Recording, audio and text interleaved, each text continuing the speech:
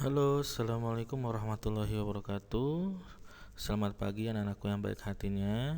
Hari ini kita akan mempelajari tentang teorema Pitagoras, mengenal unsur-unsur dalam teorema Pitagoras, dan menentukan panjang salah satu sisi pada segitiga siku-siku. Oke, sebelum kita mulai pembelajarannya, Bapak akan menjelaskan tujuan pembelajaran kali ini. Nah, setelah melihat pembelajaran kali ini, diharapkan kalian dapat yang pertama, memahami konsep teorema Pitagoras. Yang kedua, menentukan hipotenusa pada suatu segitiga siku-siku. Yang ketiga, menyusun kembali rumus Pitagoras pada segitiga siku-siku. Yang keempat, menentukan panjang salah satu sisi pada segitiga siku-siku.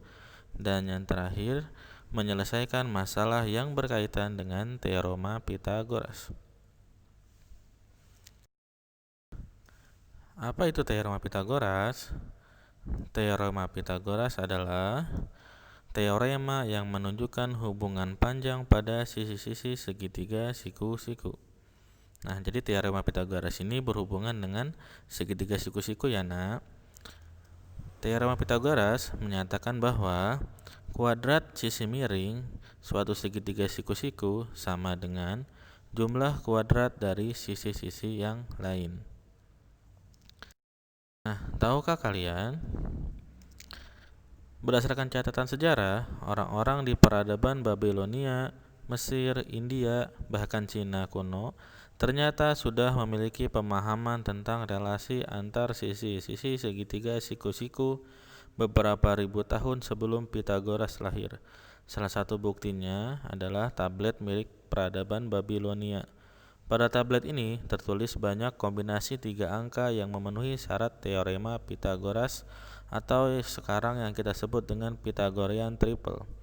Nah, coba kalian pikirkan gimana caranya peradaban kuno tersebut bisa membangun bangunan seperti piramida kalau bukan pakai pengetahuan relasi antar sisi segitiga siku-siku. Lalu, kok bisa namanya teorema Pitagoras padahal teorema ini ditemukan sebelum Pitagoras lahir? Nah, Pitagoras adalah orang yang berhasil menyatakan secara matematis teori Pitagoras ini, maka namanya Pitagoras ya. Oke. Nah, kegunaan Pitagoras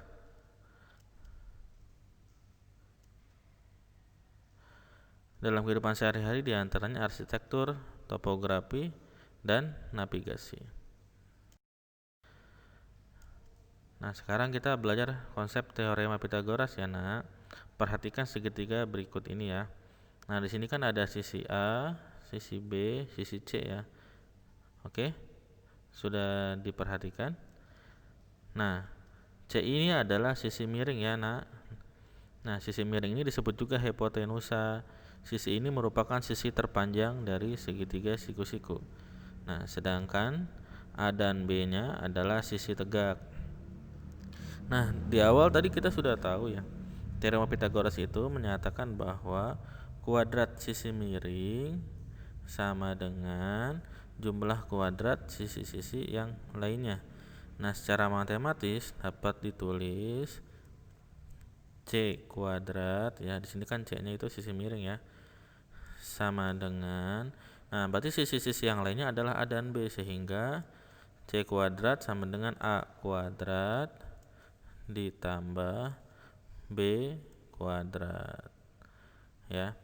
Nah, dari rumus ini kita bisa kembangkan lagi untuk mencari A dan B-nya ya, dimana B kuadrat sama dengan C kuadrat dikurang A kuadrat. Nah, berarti kalau A kuadrat gimana? Nah, A kuadrat sama dengan C kuadrat dikurang B kuadrat. Untuk lebih mudah memahaminya dan mudah kalian ingat, nih kita singkat aja ya, Nak ya, konsep teorema Pitagoras ini menjadi si ring tam si tekur. Maksudnya apa? Nah, siring tam itu artinya sisi miring ditambah. Ya, diulangi lagi, siring tam artinya sisi miring ditambah. Si tekur artinya sisi tegak dikurang ya. Nah, mudah-mudahan kalian bisa hafal ya nak. Kita masuk ke contoh soal. Ya, perhatikan baik-baik ya nak. Ahmad menaikkan layang-layang dengan benang yang panjangnya 10 meter. Jarak Ahmad di tanah dengan titik yang tepat berada di bawah layang-layang adalah 6 meter. Hitunglah ketinggian layang-layang tersebut. Oke. Dalam mengerjakan matematika kan ada langkah-langkahnya ya nak ya. Untuk mempermudah ini kita ilustrasikan terlebih dahulu soalnya ke dalam bahasa yang lebih sederhana ya. Di sini Bapak mencontohkan dengan gambar ya. Oke. Nah, ada Ahmad nih ya. Mari kita jawab bersama.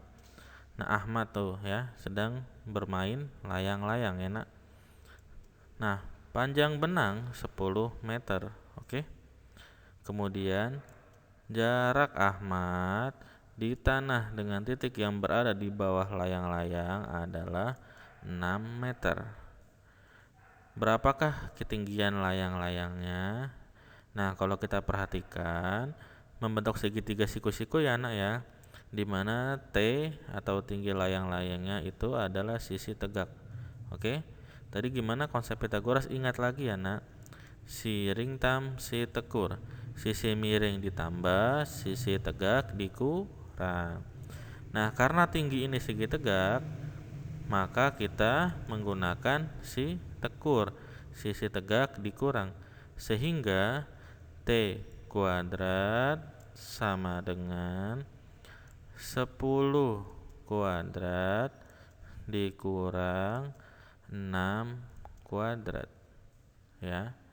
Sama dengan 100 dikurang 36 ya. Kan 10 kuadrat 100, 6 kuadrat 36.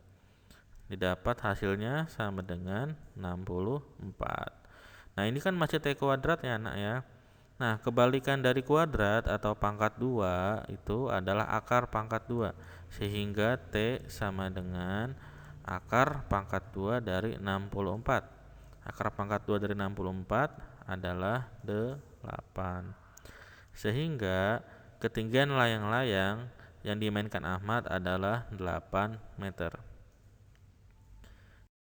Ya nak, ya, tolong diperhatikan baik-baik juga. Sebuah kapal berlayar ke arah timur sejauh 15 km dari sebuah pulau. Selanjutnya ke arah selatan sejauh 20 km. Hitunglah jarak kapal sekarang dari pulau tersebut. Oke, kita ilustrasikan lagi ya nak dengan gambar agar lebih mudah memahaminya. Nah, di situ udah ada gambar pulau ya nak. Kemudian ada kapal nih nak, ya.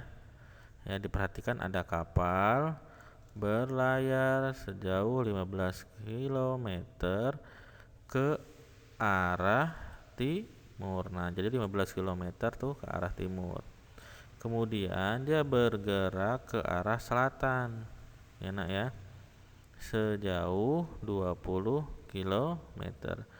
Nah, maka jarak kapal sekarang dari pulau tersebut adalah, nah ini anak ya, jarak ya. Nah, kalau kita perhatikan lagi, membentuk segitiga siku-siku lagi ya nak. Dengan J-nya atau jaraknya itu adalah sisi miring.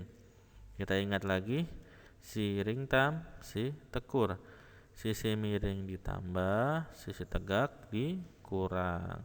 Nah, karena J di sini adalah sisi miring, maka kita menggunakan siring tam. Ya, sisi miring ditambah. Sehingga J kuadrat sama dengan 15 kuadrat ditambah 20 kuadrat. Oke, kita hitung ya nak, sama dengan 225 ditambah 400 ya kan 15 kuadrat 225, 20 kuadrat itu 400 sama dengan 625. Nah, ingat ya nak ya. Di sini kan masih J kuadrat atau J pangkat 2 ya.